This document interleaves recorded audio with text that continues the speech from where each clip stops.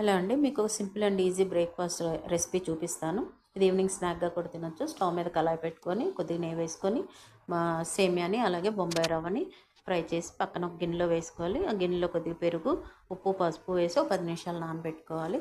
ఈలోపు మనం కూరగాయలు కట్ చేసుకోవాలండి. ఉల్లిపాయలు, పచ్చిమిరపకాయలు, కరివేపాకు, కొత్తిమీర, అల్లము, అలాగే క్యారెట్ తురుము కూడా వేసుకొని కొద్దిగా జీలకర్ర వేసుకొని ఈ కన్సిస్టెన్సీలో మనం కలుపుకోవాలండి.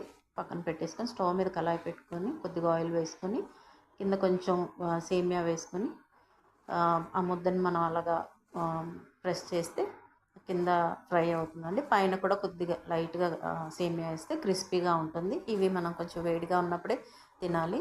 పల్లి చట్నీతో కానీ సాస్తో కూడా బాగుంటుందండి. ఇవి ఈవినింగ్ టైం కూడా చేసుకోవచ్చు. ఈవినింగ్ స్నాక్స్ లాగా కూడా చేసుకొని తినొచ్చు. చాలా సింపుల్ అండ్ ఈజీగా అయిపోయే బ్రేక్ఫాస్ట్ రెసిపీ అండి. మీరు కూడా ట్రై చేయండి. Thank you for watching.